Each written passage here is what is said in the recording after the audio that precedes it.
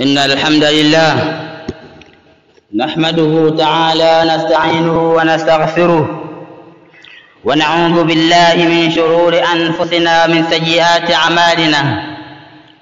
من يهده الله فلا مضل له ومن يضلل فلا هادي له.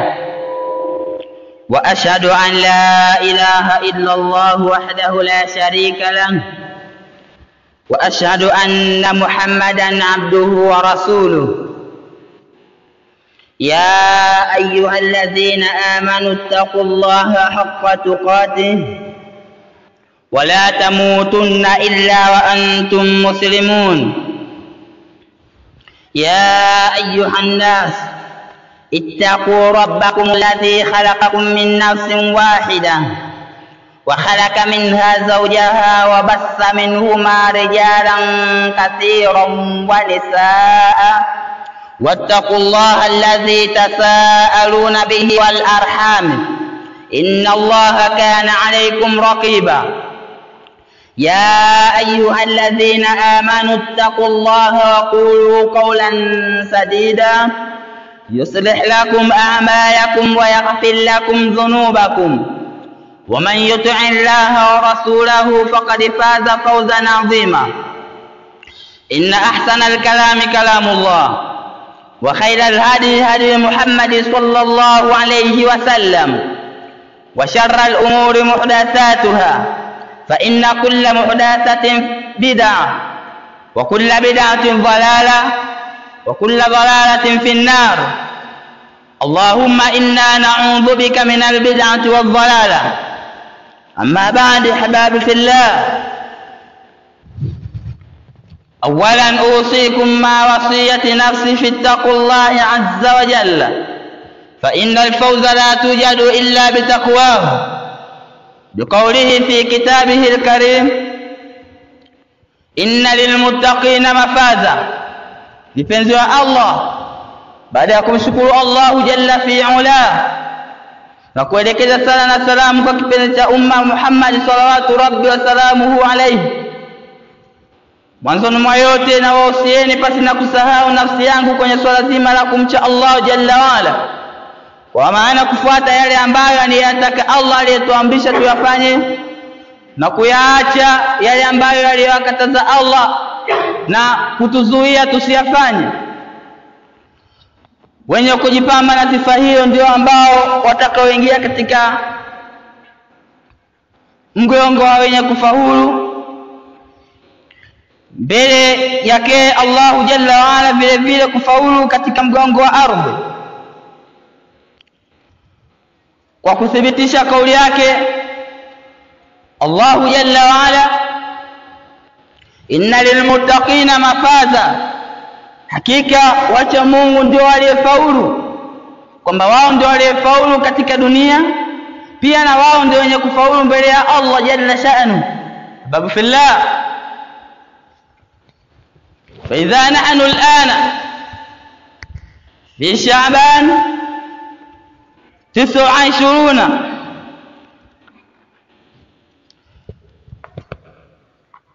muda tuliokuwa nao au tarehe tulizokuwa nazo ni mwezi wa Shaabani, tukiwa katika tarehe 29, kwa maana ya mwezi 29.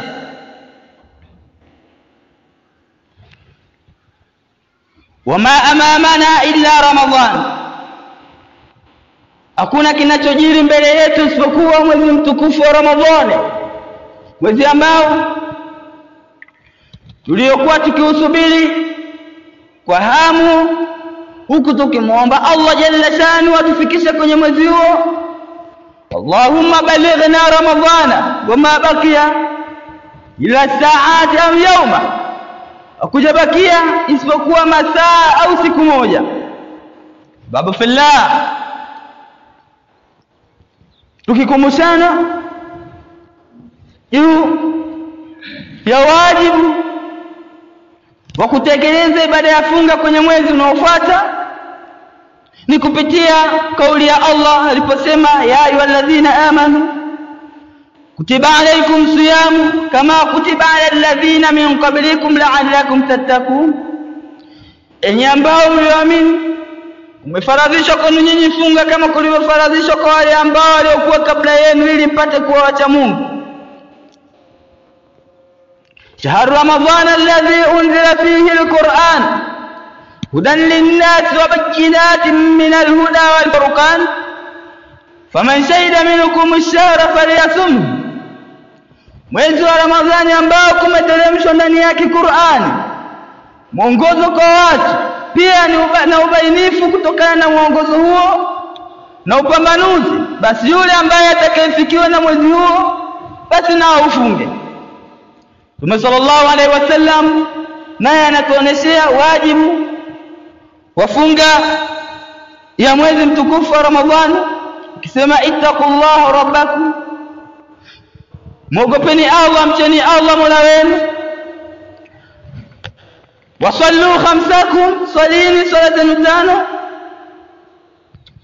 wasumu shahrakum, nafungeni mwezi wenu mtukufu wa Ramadhani, waaddu zakata amwalikum, natoeni zaka za mali zenu, waatiu dha amrikum, na watuini viongozi wenu, tadkhulu jannata rabbikum, kwa kufanya hivyo mtaingia pepo ya Mola wenu. Na maana hivi vya katikati ni wajibu kwetu sisi. Babu fillah, mawdu'atuna al-yawm, mawdu'a yetu ya leo, kichwa cha habari kinasema arifu sawma, jitambue funga, jifunze funga, litakuna mutamayizan fi, ili upate kuwa mwelevu katika hiyo funga. Kaa chini, jifunze funga ni nini, kilichomo ndani yake ni nini, funga inahitajia nini na nini, litakuna mutamayizan fi, ili utakapoingia katika hiyo funga kesho kutwa, ili upate kuwa mwelevu upate kuwa mjuzi ndani ya kile ambacho ulichokifanya. Kwa sababu asili ya ibada huwa tunaangalia vile ambavyo zilivyokuwa zikifanywa na Mtume sallallahu alaihi wasallam. Sasa je, mimi na wewe tumeshakaa chini na kuziangalia funga, kuisoma funga ni nini, alimradi tuje kuingia katika ibada hiyo? Kul hadhihi sabili ad'u ila Allah ala basirati ana wa man ittaba'ani. Allah anasema, sema hii ndio njia yangu, tena ndio njia iliyonyoka, ninalingania watu wafike wapite kwenye njia hili ili wapate kwenda katika radhi za Allah. Lakini walingania yeye ala basira, kwa elimu ya kinifu, kwa kila kitu kifanywe kwa elimu ya kinifu. Ana wa man ittaba'ani, mimi na atakanifuata mimi Muhammad, wote wanatakiwa wawe katika mlolongo huu. Hivyo basi na ibada zetu tunatakiwa tuwe na elimu nazo, tuwe na ufahamu nazo. Ibada ya funga, nataka niingie kwenye funga, na kaa chini najifunza funga ni nini, ndani ya funga kuna nini na nini, funga inahitaji kitu gani. Arifu sawma, ijue funga, litakuna mutamayizan fi, ili upate kuja kuwa mjuzi zaidi wakati endapo utakapoingia katika hiyo funga. Babu fillah, ndani yake tutaangalia al-a'dhar al-mubihatu lil-fitr, udhuru tofauti al-mubihatu lil-fitr, ambazo zinasababisha na kumruhusu mtu kufungua ndani ya mwezi huu mtukufu wa Ramadhani. Vile vile tutaangalia muftiratu as-sa'im, vitu vinavyomfunguza mfungaji. Katika kuiangalia funga katika Ijumaa yetu hii ya leo, tutaangalia katika nukta mbili tu, ama sehemu zilizobaki. Mimi na wewe ni wajibu kukaa chini, kutafuta na kusoma juu ya funga kwa uyakinifu, ili tupate kuingia katika ibada hiyo tukiwa tuna elimu nayo. Ila leo tutaangalia al-a'dharu al-mubihatu lil-fitr, udhu zinazohalalisha au zinazoruhusu mtu kufungua. Pia tutaangalia na vitu ambavyo mimi, wewe na mwingine akivifanya vitamfungulisha funga yake. Babu fillah, yubahu al-fitr unaruhusiwa mtu kufungua fi Ramadhana, katika mwezi mtukufu wa Ramadhani, li ahadi al-a'dhar talia, kwa moja kati ya nyuzuru zinazofuata. Moja kati ya haya tutakayoyataja inamruhusu mtu au mtu anaruhusiwa kufungua na kutokufunga katika mwezi mtukufu wa Ramadhani, mwezi ambao tunausubiria kwa masaa au la kwa siku moja. Jambo la kwanza, al-marad wal kibaru, ugonjwa na utu uzima na uzee. Vitu hivi viwili mtu atakapokuwa navyo au akawa na kimoja kati ya viwili hivyo, basi kwake yeye anaruhusiwa kufungua au anaruhusiwa kutokufunga. Fayajuzu lilmaridhi alladhi yurja bar'uhu, kunaruhusiwa kwa mgonjwa ambaye kunatarajiwa kupona kwake, kwamba anaumwa ugonjwa ambao kuna matarajio kesho kutwa, baada ya siku kadhaa atapona ugonjwa huo, anaalishoka kwa yeye alfitr, kufungua, asifunge. Fa idha bari'a, pindi atakapopona ugonjwa wake, wajaba alayhi qada al-ayyam, inawajibika kwake yeye qada al-ayyam allati aftaraha, katika yale masiku ambayo aliyefungua aliacha kufunga, kuyalipa katika siku za mbele yake, yani baada ya mwezi mtukufu wa Ramadhani. Fa idha bari'a, pindi atakapopona, yani huyo mgonjwa anayetarajiwa kupona ugonjwa wake akawa amepona sasa, wajaba alayhi qada al-ayyam allati aftaraha, inapasa kwake yeye kulipa yale masiku ambayo aliyafungua, likaulihi ta'ala, kwa kuangalia kauli yake Allah mtukufu aliposema ayyaman ma'dudat. Ndani ya huo mwezi mtukufu wa Ramadhani masiku yake ni masiku yenye kuhesabika, masiku machache tu. Faman kana minkum maridan, basi mwenye kuwa miongoni mwenu ni mgonjwa, au ala safarin, au akawa yuko safarini, fa indatu min ayyamin ukhra, basi na alipize ahesabu masiku hayo katika masiku mengineyo baada ya kusha mwezi mtukufu wa Ramadhani. Arifu sawma litakuna mutamayyizan fi, itambue funga, isome funga, alimradi uje kuwa mjuzi, uje kuwa na uelevu endapo utakapoingia katika ibada hiyo. Kitu cha kwanza ambacho mtu anaruhusiwa kufungua ni kuwa mgonjwa au uzee, utu uzima, kwa kuangalia aya Allah aliposema kwamba ni masiku machache. Yule ambaye atakayekuwa ni mgonjwa au safarini, basi masiku hayo ayalete, ayafunge katika masiku mengine baada ya kusha mwezi huo mtukufu wa Ramadhani. Wa kaulu ta'ala, pia ushahidi huo ni kauli yake Allah jalla sha'nu aliposema waman shahida minkum ash-shahra falyasumhu, atakayeshuhudia miongoni mwenu mwezi basi na afunge. Waman kana maridan, na yule atakayekuwa mgonjwa, au ala safarin, au akawa yuko safarini, fa indata min ayyamin ukhra, basi alete ahesabu, inamaanisha afunge katika masiku mengine baada ya kusha mwezi huo mtukufu wa Ramadhani. Alifu sawm, jifundishe funga.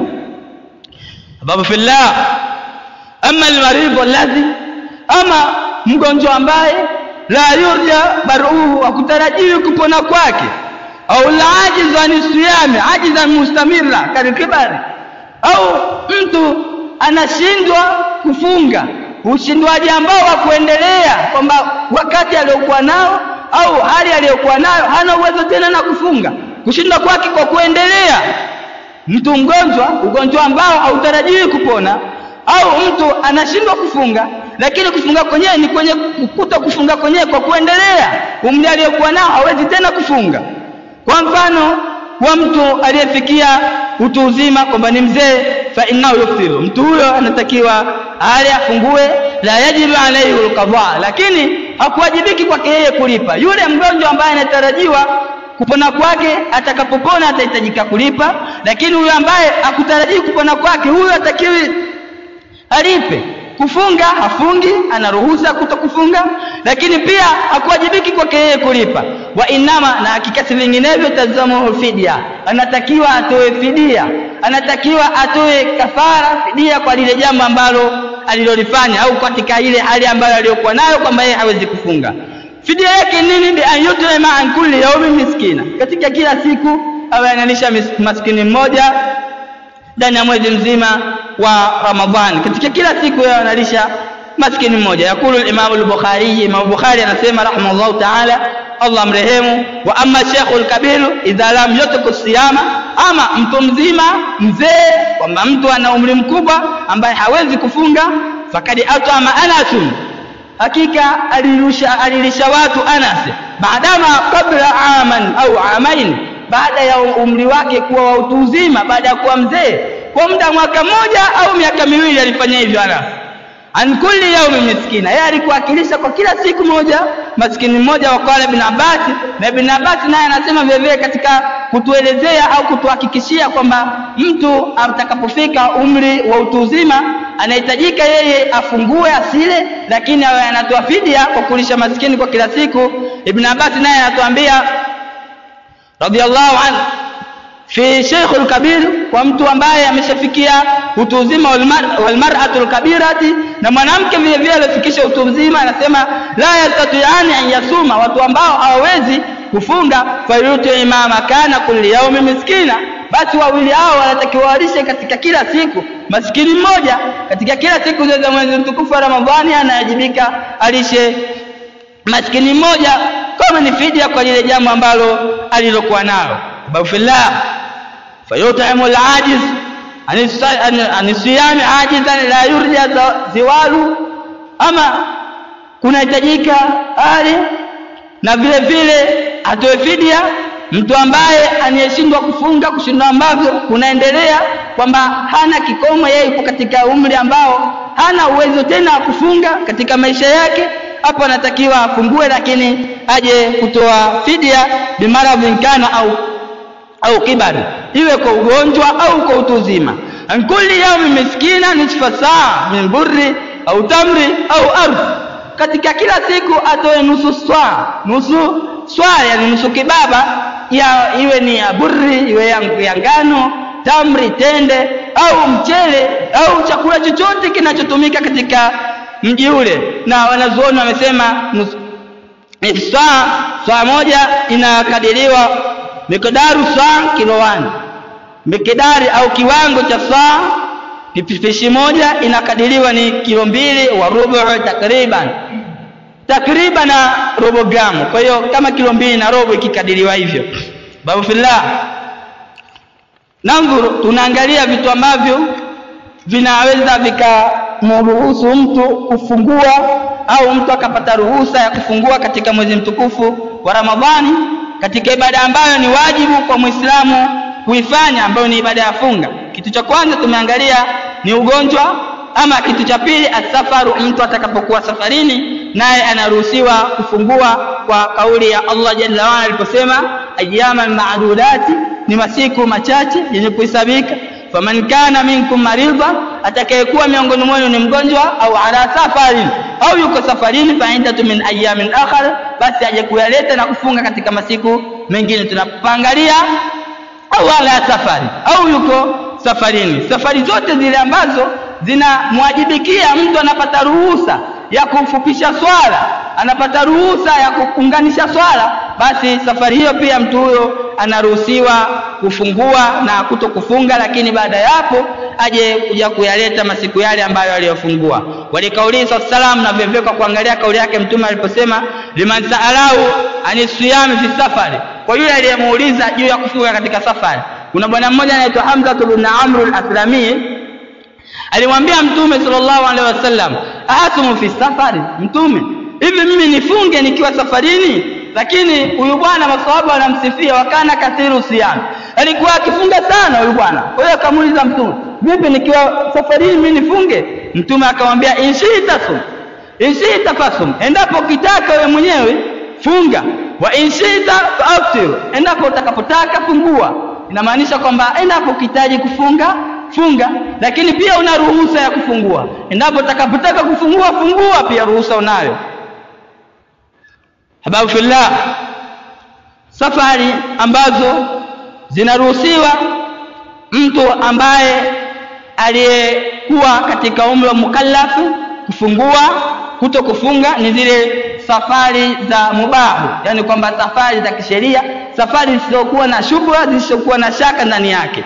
Lakini safari ambazo mtu anatoka safari za kimaasiya, la, au zikawa ni safari ambazo mtu anataka tahayul, anatafuta hila tu ili mradi aweze kufungua, kwamba nimefunga muda mrefu sana, leo siku ya 15, siku ya 20, nipumzike hapa, ngoja nifanye kijisafari kidogo nitoke ili mradi nipate nafasi ya kutokufunga, ya kufungua. Safari hii haisabiki na wala haipo katika sheria, yani kwamba haipo katika ruhusa ambazo zilizotolewa.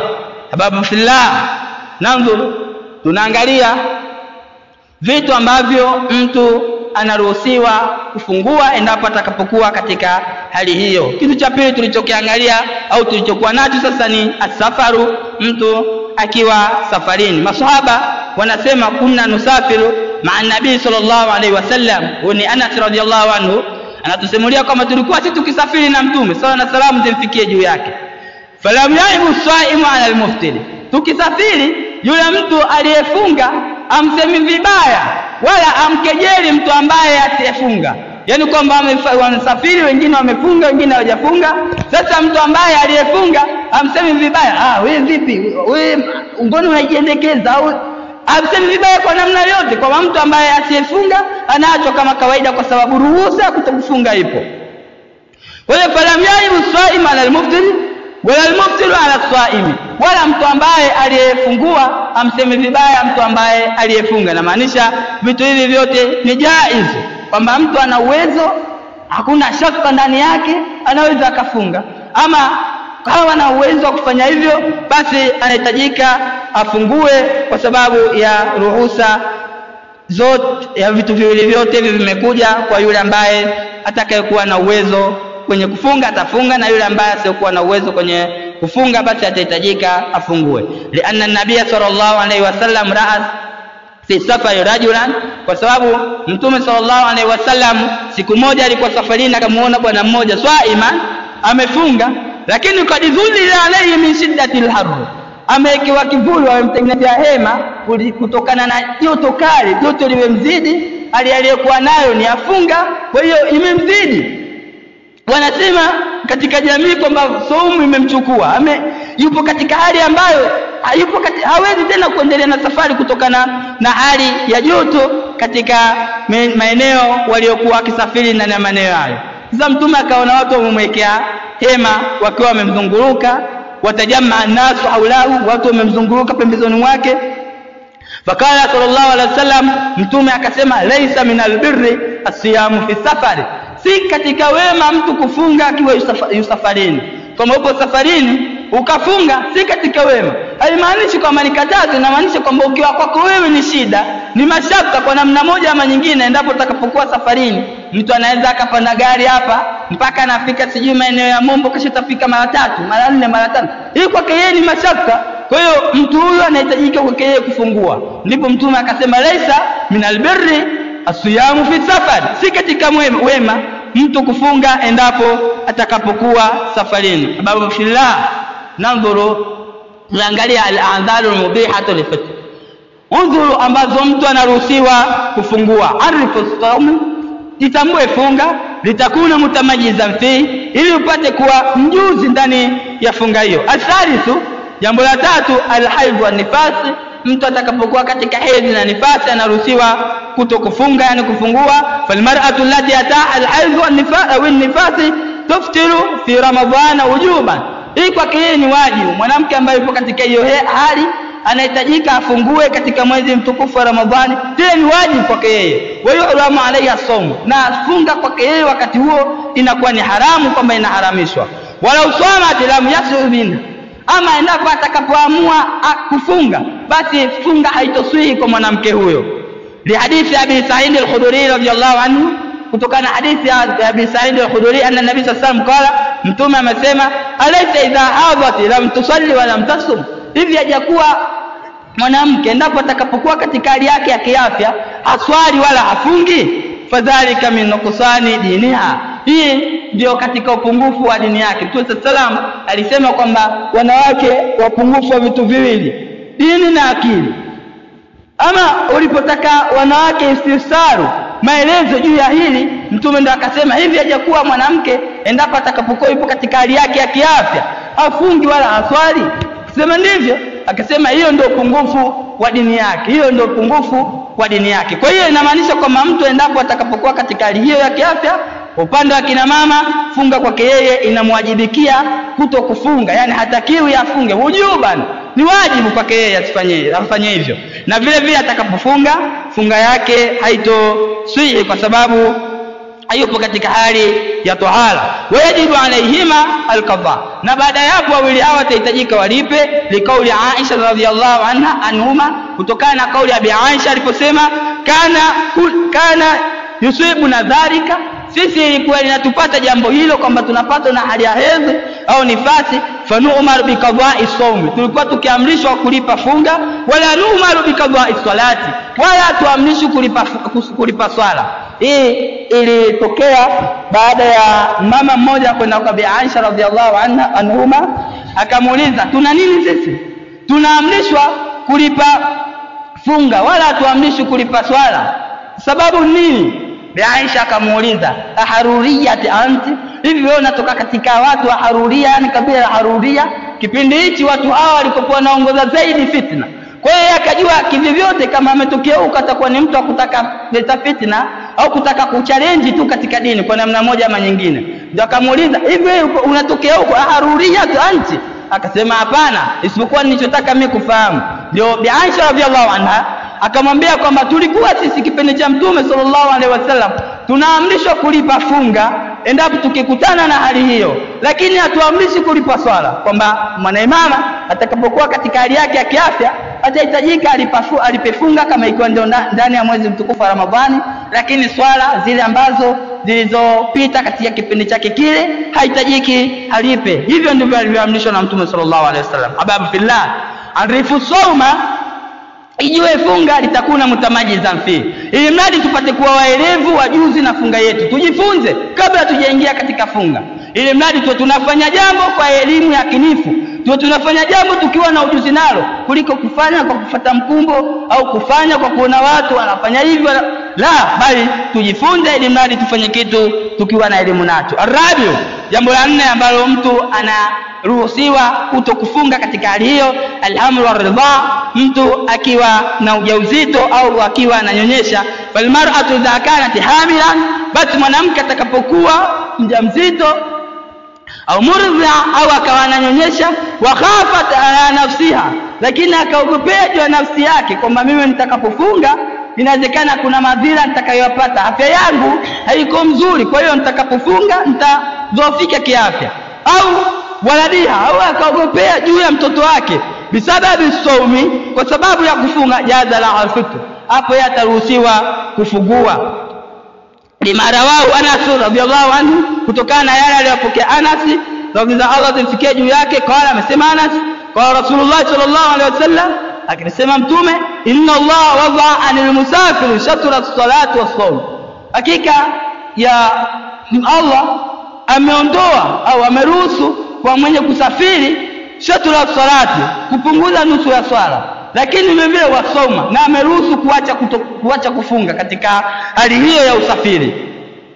Lakini vile vile wanil habla wal murdhi yasum, na vile vile kwa mtu mjamzito na mwenye kunyonyesha, Allah ameondoa au ameruhusu wawili hao wasifunge, kwamba wasiingie katika ibada ya funga endapo wakiwa wanahofia nafsi zao au juu ya watoto wao, kama tulivyotangulia kusema kwa awali. Watakudhul hamil wal murdhi, lakini baada ya hapo yani mwenye kunyonyesha na huyu mwenye ujauzito atahitajika alipe makana al-ayyam allati aftarataha, katika masiku ambayo waliyafuturu waliyafungua wawili hayo watahitajika walipe. Wadhalika in hafata ala nafsihima, hii itakapokuwa wamehofia juu ya nafsi zao wawili hao, mnyonyeshaji au mjamzito akawa amehofia juu ya nafsi yake tu, si kwa mtoto wake, kwamba yeye mwenyewe anahofu kwamba mimi nitagofika kimwili, atahitajika kuja kulipa tu katika ya masiku ambayo aliyoacha. Lakini wa in hafatil hamil maadhalika ala janiniha, lakini atakapoogopa yule mjamzito kuathirika kwa mtoto wake aliyokuwa tumboni, akihofia hivyo, au al-murdhi, au mtu mwenye kunyonyesha naye akaogopea hivyo ala radhiha, juu ya kile alichokinyonyesha, basi watu wawili hao at'amat ma'al qada, mtu huyo atalisha pamoja na kulipa an kulli yawmi miskina, katika kila siku atalisha maskini mmoja. Kwamba wakiogopea tu nafsi zao kudhoofika kimwili yao, basi watahitajika waje kulipa tu ya masiku ambayo walioacha. Lakini wakaogopea nafsi zao na alafu wakaogopea wale watoto wao, mtoto aliyekuwa tumboni atadhoofika, mtoto wangu sijui atatoka akiwa mwembamba, atakuwa hana nguvu, na yule ambaye ananyonyesha mtoto wangu atadhoofika kwa namna moja ama nyingine, basi hao watakuwa na hukumu mbili. Hukumu ya kwanza, atahitajika ile masiku wayalipe kama vile walivyoyaacha, na vile vile hukumu ya pili, watakuwa wanalisha katika kila siku moja maskini mmoja. Likauli ibn Abbas radhiyallahu anhu, kutoka na kauli ya ibn Abbas aliposema al-murdi'u wal habla idha khafata ala auladihima aftarata wa at'amata, mtu mwenye kunyonyesha na vile vile mtu aliyekuwa na ujauzito, endapo akihofia juu ya watoto wao waliokuwa nao, basi watu wawili hao watafungua, lakini baada ya hapo watakuja kulisha hapo baadaye. Hababu fillah, tunachokiangalia vitu ambavyo vinaweza vikamruhusu mtu asifunge katika mwezi mtukufu wa Ramadhani.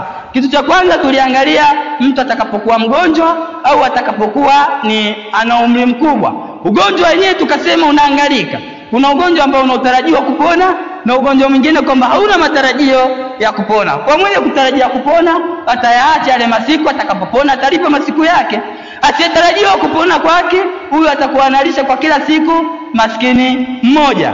Ama vile vile na mzee ambaye hana uwezo wa kufunga, na ataingia katika hukumu hiyo kulingana na dalili tofauti tofauti tulizoziangalia. Jambo la pili tukasema safaru, mtu atakapokuwa safarini.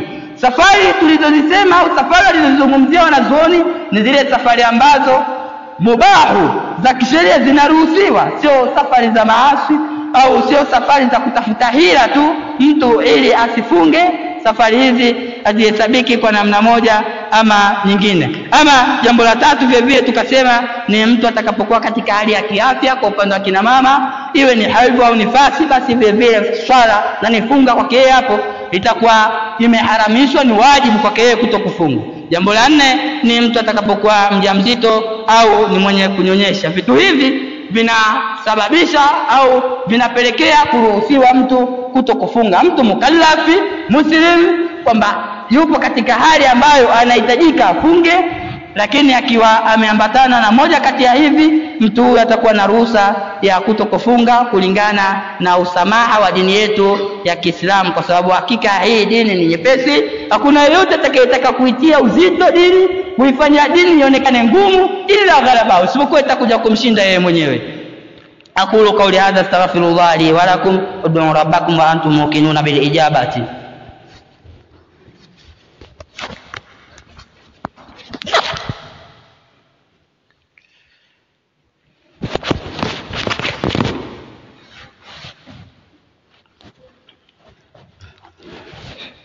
Bismillah wa salatu wa salamu ala rasulillah wa ba'd.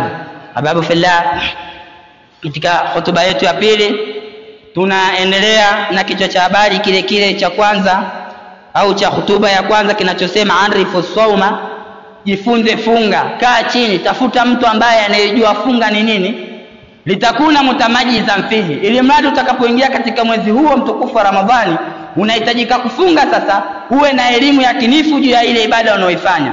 Lakini kufunga kwa mazoea, kufunga kwa kufuata mkumbo, Allahu aalam juu ya zile funga zako, una uwezekano ukaja kuingiza vitu havihitajiki, una uwezekano ukaingia katika hali ya kujibana, kujipadhiki kweli kweli wakati ulikuwa uhitajiki uwe hivyo. Kwa hiyo cha kufanya, jifunze kwanza ibada yako ya funga, isome vizuri funga yako kwa namna moja ama nyingine, ili mradi upate kuja kuwa mjuzi ndani ya ibada hiyo. Ukiwa unafanya ibada yako uwe na elimu ya kinifu. Tuliangalia vitu vya kwanza, al-adharu al-mubihatu lil-fitr, nyuzuru, vitu ambavyo vinavyoruhusiwa mtu kufungua. Ama sasa hivi tunaangalia muftiratu saim, vitu ambavyo vinavyomfunguza mtu aliyefunga.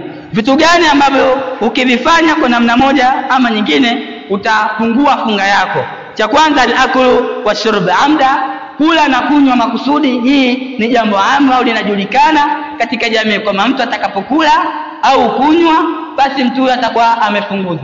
Lakini baadhi ya watu pia wakafanya ghuluu zaidi, mtu atakiwa ameweka kijiti hapa, anamwambia tayari umeshafungulia wewe. kikubwa kwamba kitu ambacho kinachosabika kina chakula mtu amekula au ni kinywaji amekunywa, hichi ndio kinachofunguza. Likauli Taala, kwa kauli yake Allah mtukufu juu ya kuonesha kwamba kula na kunywa ni vitu ambavyo vinavyofunguza, Allah ametuambia wakulu, na kuleni, washrabu hatta yatabayyana lakum al-khaytul abyad min al-khaytul aswad min al-fajr, kuleni na kunyweni mpaka kubainike, kupambazuke kwenu nyinyi al-khaytul abyad, uonekane ukungu mweupe, min al-khaytul aswad, kutokana na ukungu mweusi, min al-fajr, kutokana na wakati wa alfajiri, thumma atimu siyama ila al-layl, baada ya hapo tena timizeni funga zenu mpaka usiku. Kwa hiyo inamaanisha kwamba kinyume na nyakati hizi zilizotajwa, kuleni na kunyweni, baada ya hapo tena kisha kubainika ukungu mweupe tu kutokana na muda wa alfajiri, hapa itakiwi mtu wale, atakapokula atakuwa amefungua funga yake. Hili ni jambo au ni elimu ambayo imeenea katika jamii. Watu wengi tunatambua kwamba endapo mtu atakapokula au kunywa kwa kukusudia, huyo atahitajika aje kulipa siku hiyo kwa sababu atakuwa amefungulia. Lakini vile vile kwa mtu ambaye aliyekula kwa kusahau, kwamba amejisahau kwa namna moja ama nyingine, hususan hali hizi zinawakumba watu katika masiku ya mwanzoni, akawa amepitiwa kama mwanadamu akajikuta tayari ameshapeleka kikombe cha maji au tayari ameshaingiza pipi au nini anakula, mtu huyu kwake yeye atahitajika tu aliendeleze funga yake kulingana na maneno ya Mtume sallallahu alayhi wasallam aliposema, manasiya wa huwa swaimu, mtu yote atakayesahau hali ya kuwa yeye amefunga, fa akala au shariba, akala au akanywa, falyatimma sawmahu, basi na atimize funga yake, fa inama, kwa hakika si vinginevyo, atamahu Allah wa saqahu, Allah yeye ndiye aliyemlisha na ndiye aliyemnywesha. Kwa hiyo kama umesahau alafu ukaja ukala au ukanywa kwa namna moja ama nyingine kutokana na kusahau kwako, hapo utahitajika ufunge au uendeleze funga yako kulingana na msamaha wa Allah na kwa kupitia maneno ya mtume wake Muhammad sallallahu alaihi wasallam. Kwa hiyo kitu cha kwanza ni kula au kufunga, kula au kunywa kwa makusudi. Asani, kitu cha pili kinachofunguza aljimaa, kufanya tendo la ndoa. Yubtilu siyamu biljimaa, yubtilu siyamu biljimaa, kuna batilishwa funga kwa kufanya tendo la ndoa. Faman jamaa au wasaimu, mtu ambaye atakayefanya tendo hilo naye akiwa amefunga, batala siyama, watakuwa wamebatilisha na ameitengua funga yake. Wa alayhi taubatu wa istighfar, lakini ni juu yake kutubia na kumtaka msamaha Allah. Wa qada'u yawm alladhi jamaa fihi, na vile kulipa ile siku ambayo alifanya tendo hilo. Ile siku kama ni siku ya 15 ya ngapi, atailipa ile siku.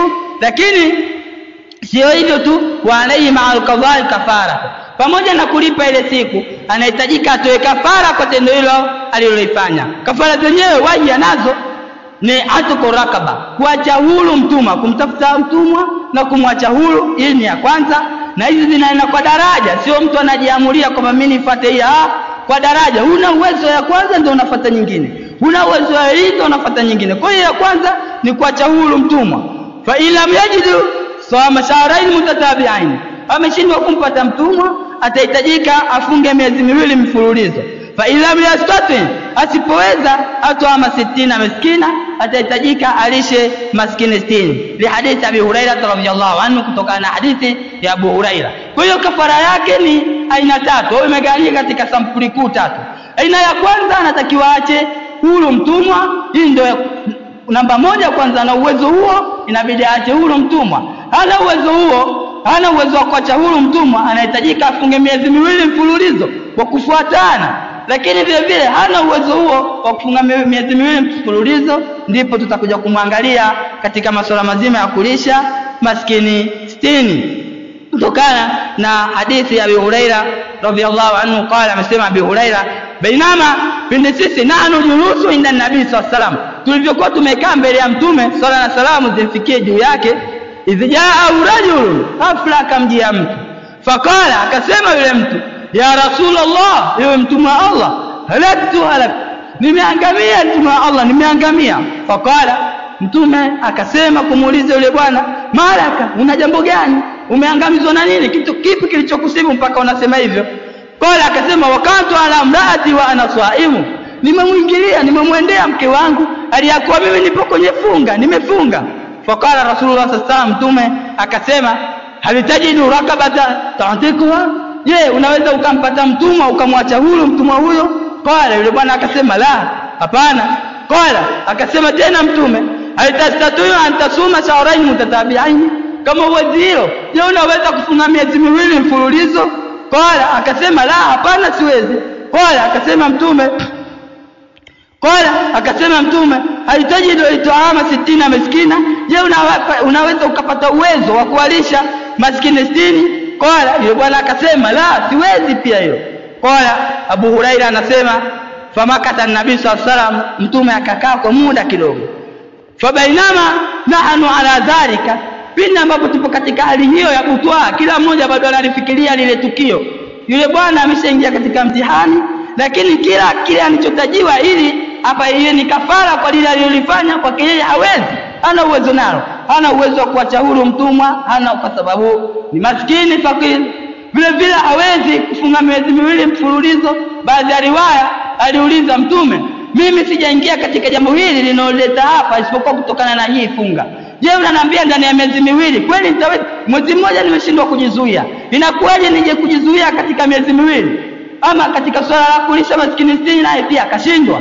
Basi wakawa katika hali ya butwa maswahaba. Anasema pindi sisi tupo katika hali hiyo, uti ya nabii sallallahu alaihi wasallam da'aratun fi tamr, mtume akaletewa chombo kama kikapu fulani, ndani yake kumewekwa tende. Mtume kola akasema, aina sailu, yule aliyekuja kuuliza yuko wapi? Yule ambaye aliyekuja hapa analalamika ameangamia kwa kufanya hiyo tukio, yuko wapi? Aina sailu, yuko wapi muulizaji? Fakala, yule bwana akasema, ni mimi hapa mtume. Kola mtume akasema, khudh hadha, chukua hizi tende, fatasaddaq bihi, nenda katoe sadaka kwazo. Fakala, yule mtu akasema, ala afkari minni ya Rasulullah, je, nenda nikatoe sadaka hizi tende kwa mtu aliyekuwa fakiri zaidi kuliko mimi, wewe mtume wa Allah? Jibu lake ndiyo, kwa mtu ambaye aliyekuwa fakiri anahitajika kwenda kupewa hii sadaka. Lakini anamaanisha ala afkari minni, inamaanisha hakuna fakiri zaidi kuliko mimi ndo nastahili kupewa sadaka kwa namna moja ama nyingine, inakuwaje nenda nikaitoe? Kwa hiyo akauliza hivyo, ala afkari minni ya Rasulullah, fa wallahi, na hapa kwa Allah, ma baina la bataiha, hakuna watu wote waliokuwa kati ya milima miwili ya mji wa Madina hii tuliokuwa nao, ahlu baiti, watu wa nyumba yote, askaru, waliokuwa fakiri zaidi, maskini zaidi, min ahli baiti, kuliko watu wa nyumba yangu. Fadhahika an-nabii sallallahu alaihi wasallam, kutokana na kauli ya mtu huyo au ya sahaba huyo, mtume akacheka, hata balati anyabuhu, mpaka meno yake huko yakaonekana, meno yake ya pembeni yakaonekana, alicheka sana. Thumma qala, kisha mtume sallallahu alaihi wasallam akasema, ataimu ahlaka, chukua nenda kawalishe watu wako. Kwa hiyo huyu tukio alilofanya ni jimaa katika mwezi mtukufu wa Ramadhani. Hukumu zake zilikuwa ni 3: kuacha huru mtumwa, hawezi miezi miwili mfululizo afunge, hawezi aje kuulisha maskini 60. Yote yalimshinda, lakini akaja kupata msamaha wa Mtume sallallahu alaihi wasallam, na hii yote ni kutokana na kauli ya Allah jalla wa ala, fa bima rahmatin min Allah lintalahum walau kunta ghadban ghalidha alqalbi lamfadhu min hawlika, kutokana na rehema za Allah umekuwa ni laini, umekuwa ni mtu mwenye roho mzuri kwa wao. Leo ungekuwa na moyo mgumu, moyo msusuavu, lanfadhu min hawlika, wangekukimbia, wala singempata mtu yoyote atakayekufuata katika jambo hilo. Kwa hiyo bwana ndiye sadaka akaichukua yeye, akaenda kulisha watu wake, na ikawa ni kafara kwake yeye juu ya hilo. Kitu cha pili hicho ni ajmaa. Kufanya tendo la ndoa katika mwezi mtukufu wa Ramadhani unapelekea kutengua funga. Ama jambo la tatu ambalo linapelekea mtu kufungua funga yake, atakayi wa amdan, ni mtu kujitapisha makusudi, ameamua ili ajitapishe kwa kuingiza mswaki sana au kufanyaje, akafanya ila yote mpaka akajitapisha, huyo atahesabika amefungua. Lakini yule ambaye atakayetapika kwa bahati mbaya, kutokukusudia, huyu funga yake anaendeleza kama yule aliyekunywa au aliyekula kwa kusahau. Kwa kauli ya Mtume sallallahu alaihi wasallam anasema, man dhara'ahu yuqayyu falaysa alayhi qada, mtu ambaye atakayevutwa, atakayelazimishwa na matapishi, kwamba yupo katika hali tu anajisikia kichefuchefu mara akatapika, basi mtu huyu hawajibiki kwake yeye kulipa, kwa hiyo halipi mtu huyu. Lakini wa man istaqa, na yule ambaye atakayetaka kujitapisha makusudi amdan, kwa hali ya kukusudia kabisa, fali yako mtu atahitajika alipe. Kwa hiyo endapo utakapojitapisha kwa kukusudia utahitajika kulipa. Ni miongoni mwa vitu ambavyo vinavyotengua funga. Kama jambo la 4 na la mwisho, al-hijama, kufanya chuku au kupiga chuku. Wa ikhraju dami, nani kutoa damu, min jildi duna al-uruq, kwa kupitia ngozi basi na kutumia mishipa. Kwa maana kutoa damu kwa kupitia ngozi, kupasua ngozi ikatolewa damu kwa kufyonzwa basi na kutumia mishipa ya mwili wa mwanadamu. Hii ndio al-hijama inokusudiwa. Ihtajama fama tahtajama saim, wakati wote endapo atakapopiga chuku mtu ambaye aliyefunga, fakad afsada somahu, atakuwa ameiharibu au ameifungua funga yake. Likauli sallam, kwa maana yake mtume aliposema aftara al-hajim wal mahjum, mtu ambaye aliyepiga chuku, huyu ambaye mwenye kufanya ile tendo amefungua, na huyu mwenye kufanyiwa pia amefungua, wote wawili. Wakadhalika yusidu sawm, na vile vinafungua funga al-hajim, inafungua funga ya mtu ambaye yule mwenye kufanya ile tukio, kwamba ni daktari au mwenye utaalamu wa jambo lile, na yeye inafungua funga yake.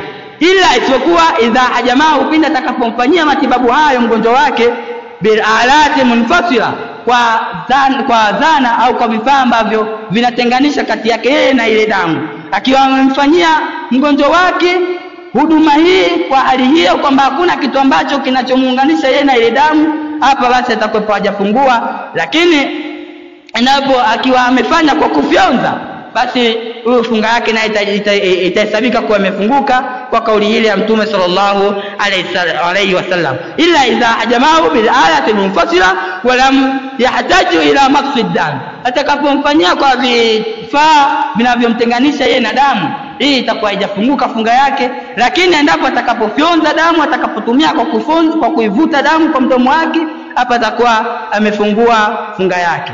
Na vile vile fi maana al-hijama, katika aina vile vile au katika maana hiyo hijama chuku, kunaingia vile vile kutoa damu kwa kupasua, ikhraju dami bifasl, kutoa damu kwa kupasua, kuchana sehemu, au ikhraju min ajli tabarru bihi, au kuitoa kwa ajili ya kuchangia damu. Ni baadhi ya wanazuoni wamesema hivyo, pia kunafunguza.